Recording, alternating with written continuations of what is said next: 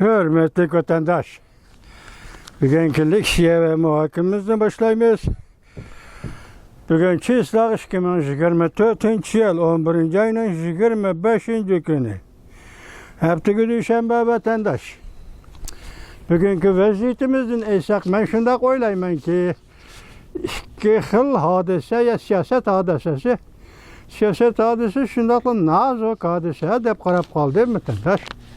Bugün şuradaki şunu kısaca toxtalımız. Mesela alaylı Aksaray yeni saylanğan Prezident Trump'ın Aksaray Axbarat Məhkəməsiga təyinləyən yeni bayanatçı Caroline Leavitt şundaq bayanat qılıbdı. Məsələn, nima desəniz, belki Prezident Trump Aksaray'a kirgəndən keyin şundaq bilishi kerak. O'rta Sharq masalasi bo'yicha masalan Isroilga, G'azza yoki boshqalar o'rtasidagi suhbatga, O'rta Sharq urushi bo'yicha suhbatga vakil bo'lib Prezident Trump o'zi qatnashadigan bo'ldi.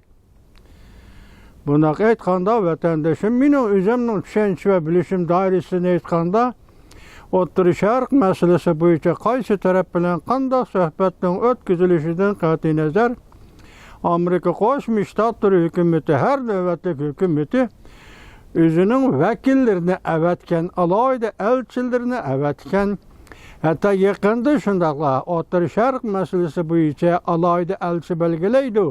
Prezident Trump Ukraina Rossiya urushi bo'yicha alohida elchi belgilaydi. Prezident Trump deyilgan edi. Lekin bu xabarlar o'rniga tasodif bilan Prezident Trump'ning o'zining vakil bo'lib bu suhbatga qatnashadiganligini. Undan keyin buningda erishadigan avvalgi birinchi natija hozir Hamas tarafidan guruhga elingan gunohsiz odamlarning qo'yib berilishini qo'lga keltirish. To'g'risida suhbat elib bordiganligini e'lon qildi Aksaray bayonotchisi, yangi tayinlangan bayonotchisi Caroline Leavitt. Hanım, ikkinchidan aytganda ikkinchi vaziyat nima desangiz, vatandosh, ikkinchi vaziyat. Arlatib sizlarga so'zlab keldik, matbuotlar to'rbatlarda orqa-orqadan shunda gaplar keldi. Masalan, Amerika Qo'shma Shtatlari Yaponiya o'rtasidagi davlat mudofaa kelishimlariga asoslanib, Amerika Yaponiya o'rtasidagi harbiy ittifoqni ko'paytirish ve qayerdadir yana qaytadan harbiy baza qurish ve askeri qismlarni yetkash degandek ve tartib selash degandek bunda so'zlarni sizlar xabar qilib keldik. Endi bugun tunugungi xabarda hozir Amerika Qo'shma Shtatlarining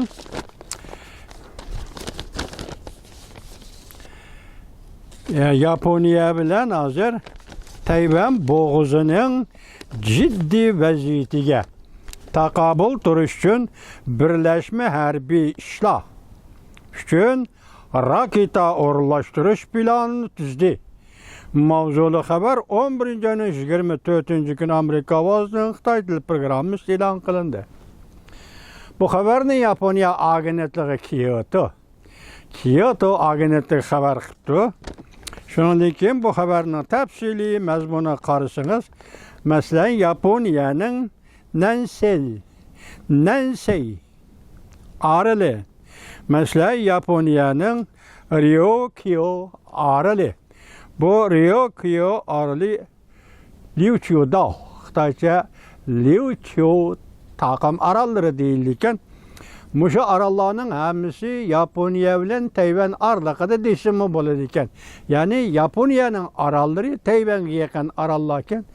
Hozir harbiy baza, mesela Amerika Qo'shma Shtatlari harbiy qism o'rnashtirgan shundaqlar raketa sistemasi o'rnashtirgan. Masalan, ayni vaqtda Yaponiyaga taqdim qilingan vatanparvarning ustiga ustilab yana bir xil raketa qurilmasi yoki raketa bazasi saplaydiganligini e'lon qildi.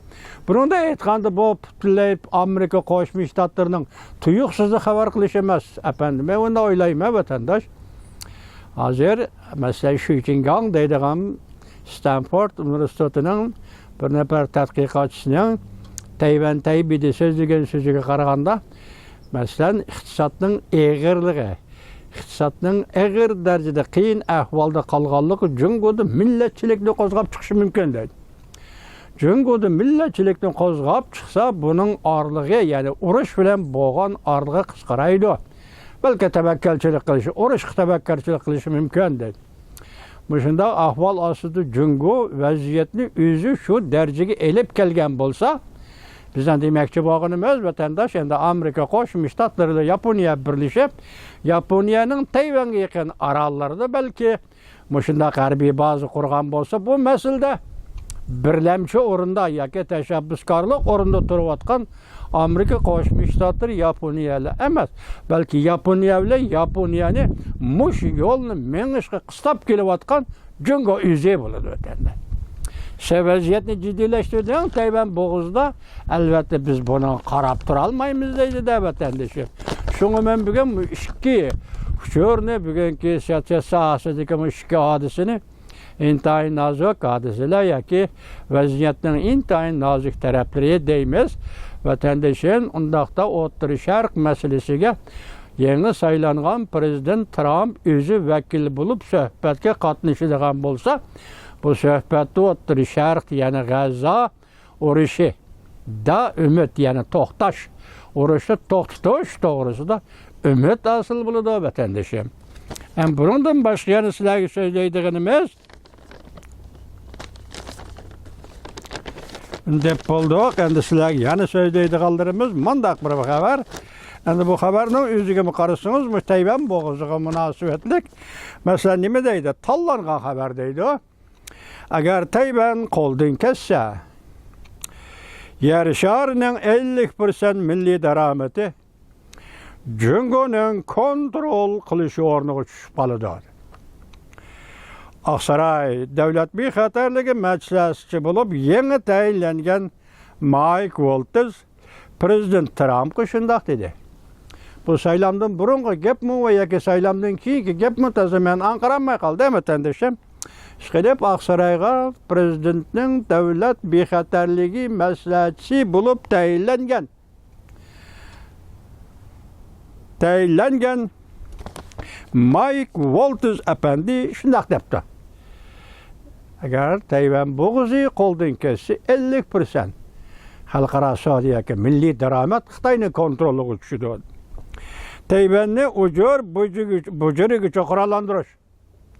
Yani şu noktada şunun kayınıyla Tayvan'ı uzun kesil kurallandırış. İlgar kurallar bilen kurallandırış. Köpçükken. Jungo'ga takabül duruş. Andı mukaddes kalkan belgelik harbi parxodga iki yıl belgelik ilgar kırgıcı kurallarını köpeytip vatanperver belgelik raketa sepiga qo'shish. Yaponiyaga berilgan vatanperver belgilik raketa sepiga yana ikkinchi bir xil raketa sistemasi elib kirib qo'shish. Azatliq armiyani cheklash. Jungoning azatliq armiyasini cheklash. Biz mushu xabarlarimizdan bugun yana Tayvan bo'g'ozi ish jiddiylashdimi? Jungo bu vaziyatni yana jiddiylashtırdimi? Jungo zada nima ish qilmoqchi? Urushmi? Mush to'g'ridagi xabarlarning kayni kelib o'tishiga qaraganda yaqindan beri Jungo Kompartiyasi yana Tayvan bo'g'ozida vaziyatni jiddiylaştırgan bo'ladi. Bunun javoban Amerika Qo'shma Shtatlaridan Yaponiya mudofaa shartnomasiga asosan o'tirg'i chiqib yuqoridagi harakatlarni qilishga to'g'ri keladi vatandoshi. Endilikda yana bir xabarimiz nima desangiz, yuqorqi xabar halqiliq paytlarning xabari juma. Yana bir xabarimiz nima desangiz, shu uchun deydi. Agar Amerikada AI nusxasi Manhattan planı yo'lga qo'yilgan bo'lsa, Jungo sobiq Sovetlarning izidan mengib, sobiq Sovetlar ochgan katanga tushib mangadi. Deb ko'rsatdi mavzuli xabar 11-oyning 25-kuni Erkin Osiyoning Xitoy til programmasi e'lon qildi. Shishingang Stanford Universiteti masalan Jungoning iqtisodiy, Jungoning strategik siyosati va Jungoning siyosiy tuzumi va siyosiy vaziyati to'g'risida tadqiqot bilan shug'ullanadigan odam ekan. Bu kishi 11-oyning 23-kuni Tayvan Taybida chaqırilgan muhokama yoki nutq so'zlash faoliyatida shunday aytibdi. Ikki masalani o'tirib qo'yibdi. Birinchi Jungoda boshlaydik. Iqtisod qiyinlashgan sari Jungoda millatchilik avjiga chiqadi. Debdi. Ikkinchisi bu millatchilik xatarlik debdi. Oxiri urush qilib berish mumkin debdi. İkincisi hazır Jungo'nun iqtisadi ahvoli umumyüzlük seliştirsanız aynı çağda sabık Sovetlar yemirilish, gumron bo'lish davri kirgan iqtisodning o'zi debdi. Bundaq iqtisodda qiyinchilik nima desangiz, masalan, uning taraqqiy qilishi, o'z izida to'xtab qolishi, tashqi savdoning kasodlashishi, ichki savdo va iste'molning kasodlashishi bu masalalar emas deydi. Meselenin tügünü siyasi, ijtimoiy tüzüm, iqtisodning taraqqiyotini bo'g'ib oldi deydi. Siyasi, ijtimoiy tüzüm, iqtisodning taraqqiyotini bo'g'ib oladigan bo'lsa, bundaq jamiyatda portlash xarakterlik voqea yuz berdi. Bu dal ayni chog'dagi sobiq Sovetlarning yemirilish, go'mirilishdan burungi ahvoli edi. Bugun Jungo iqtisodi ham dal shuning keldi. Endi bu yerda Amerika Qo'shma Shtatlari Manhattan planini yo'lga soladigan bo'lsa, shu nusxaliq planni yo'lga soladigan bo'lsa, Jungoning iqtisodi eng oxirgi qatim 10 yil qolgan, 10 yil ichida taraqqiy qila olishi mumkin. Qilib qolgan desmoyi bilan deydi. Bu degan nima desangiz, u hozir G'arb demokratik davlatlari bilan uchrashib, fan texnikaga ega bo'ldi. G'arb davlatlari bilan uchrashib, savdo, tijorat sohasida fan texnika o'g'irligi bilan patent huquqini o'g'irlash bilan shug'ullandi. Buning bilan o'zining tadqiqotini qo'shgandi Jungo hozir fan texnika sohasida taraqqiy qildi deydi.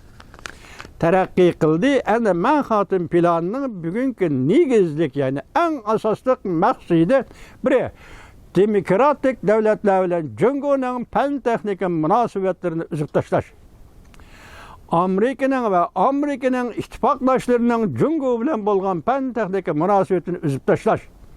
Ya'ni Amerika va demokratiklar, Amerika va ittifoqdosh davlatlarning Jungoning shu shakllik, shu mazmundagi shirkatlarga mablag' solishini cheklash. Mana bu Manhattan plani vatandaş. Mushu plan bo'yicha bo'lganda Jungo faqat o'g'irlab olgan yoki qo'lga keltirib olgan G'arbning texnikasi bilan oxirgi hisobda oxirlashidi. Shuning eng oxirgi 10 yillik ish taraqqiy qila oladi, enadiga uziladi deydi. Agar mushu plan yo'lga qo'yilsa, u vaqtda sobiq Sovetlar qaysi katangda mangan bo'lsa, yo'q. Qaysi katangni ochgan bo'lsa, yemirilish. Yani qisqasi 16 cumhuriyetga, mustaqillik berish. Bugun Ukrainaga tajovuz qilishi, Turkiya Qrimga tajovuz qilishi, oldingi Gruziyaga tajovuz qilishi, bularning hammasi chidamaslik. Rus millatining chidamaslığı, yani o'zi Yevropadan o'rganmagan, o'zi Yevropada yashashni bilmagan, o'zi Yevropa madaniyat taraqqiyot davriga kirmagan bir millat, bir davlat Rusya. Yani bütün Yevropa Rusyani 500 yildan beri kayni qoqdi, nerito dedi, Yevropaga yaqin yo'l atmadi vatandaş. Muşuna ise ahirki bugünkü Yevropa, bugünkü Rusya münasebetini şekillendirdi değil. Muşunda ahvalda Rusya şu vaqtida qandaq Sovetlar qandaq yemirilish davriga kirgan bo'lsa, bugünkü Jungo Kompartiyaning iqtisodi ham shundaq. Chunki shu vaqtda sobiq Sovetlarning siyosiy, ijtimoiy tuzumi sobiq Sovetlarning iqtisodiy taraqqiyotini bo'g'ib tashlagan edi. Bugün Jungo Kompartiyasi rahbarligi ostida davomlashayotgan krizis ham Jungo iqtisodining taraqqiyotini bo'g'ib tashladi, o'xshashdi. Buning uchun Manhattan plani emasdan texnikadan, fan texnikadan ayirib etish, Amerikaning yordami, fan texnika yordamidan ayirib etish, demokratik ellarning yordami, fan texnika yordamidan ayirib etish, Jungoni oxiri berib sobiq Sovetlarning o'rniga, yani sobiq Sovetlar ochgan katan parchalanish, davlatlarga parchalanish bo'lgan bo'lsa, bugun ham Jungoni qistab shu yerga olib birimiz. Jungo ham shundoq parchalanish, bo'lak-bo'laklarga bo'linish ahvoli ostida qoladi. Bu təxminən 11-ci ayının 23-cü günü profesör Xi Jinping'in Tayvan bir sözlüğün size vətəndaş. Bugünkü vəziyyətimiz mənim şu, sizəgə vətəndaş.